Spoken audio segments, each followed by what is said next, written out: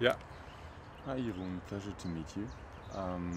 We're right outside on location in Lünen, where you will work for the project Über Wasser gehen, walking on water.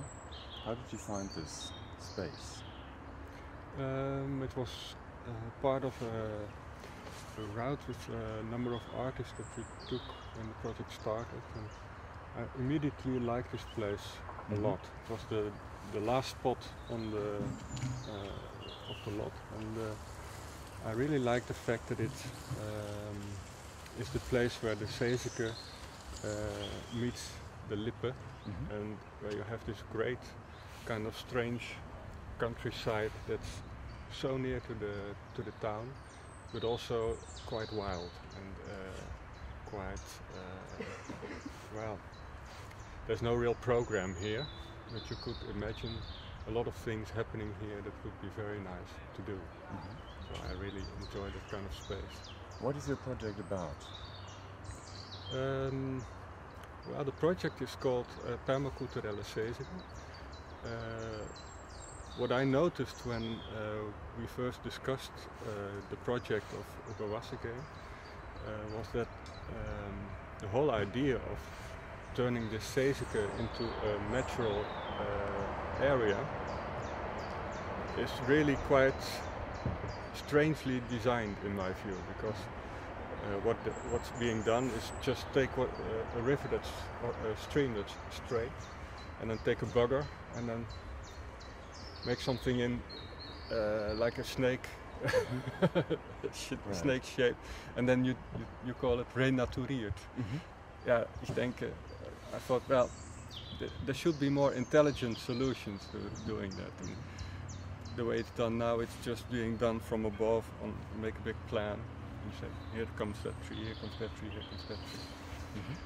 But I really didn't have any clue as to how it could be done, until I saw a great documentary on the BBC about permaculture.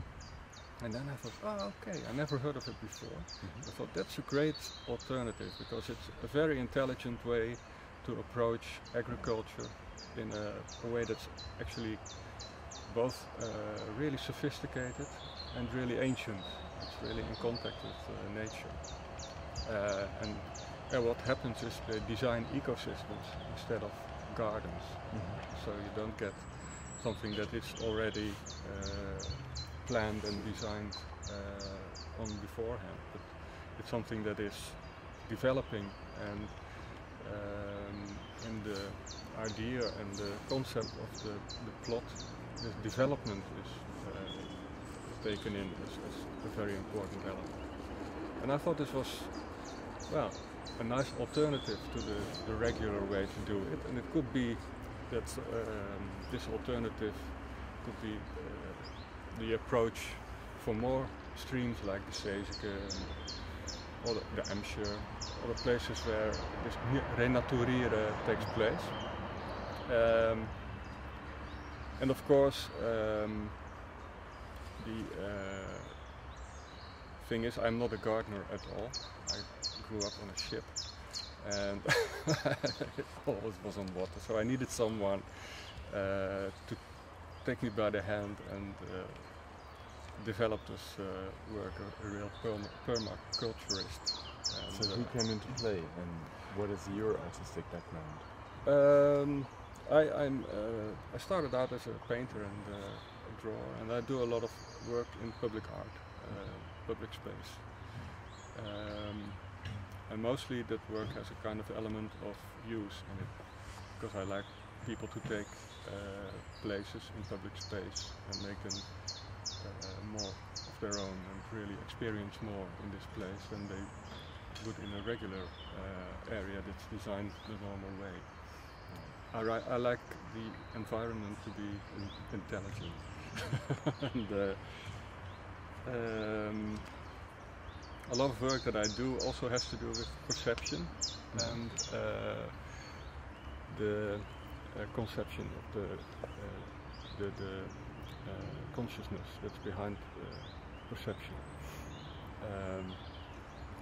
So I make a lot of places where it's nice to sit and look around and have the time to look around and think, well, this is a nice place to sit. And then you start seeing things, and you start seeing more things. And just by having the time, having created the time for people, you create more space and you create more openness in the head.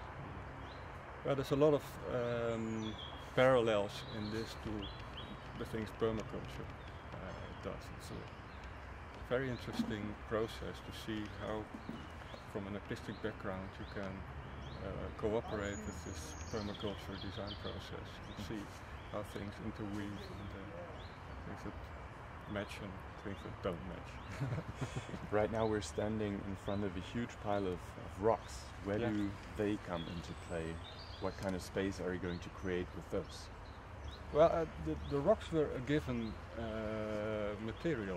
They come out of the Zeezieke, and part of this renaturen process is that they have a lot of rocks which just lie there. And in order to make a place out of this area, a place that's really got a face and it's really strong impact, it's necessary to have some elements that are strange to the area and that really have this kind of visual impact. And I really enjoy the little houses here on the area. These were used for the analysis of the water, and we also have now a little hotel room, an inside space, but they all were painted with graffiti. And when you look at graffiti, mostly people really are offended by graffiti because it's this anarchistic way of spoiling something which is beautifully painted. But in a way I also can understand the philosophy behind this graffiti quite well. For young people who have no way of controlling the outside world in any way, because they have no position, they have no way of saying, well, I'd like to have a bench here. Well, so what? The only thing they can do is react and respond to something and be illegal. And of course, that's also taking possession of the outside world and the public space. So in a way, they already do what I think is a good thing to do. Also, the strange thing with this graffiti is that when you combine it with these rocks, you get the same kind of pattern.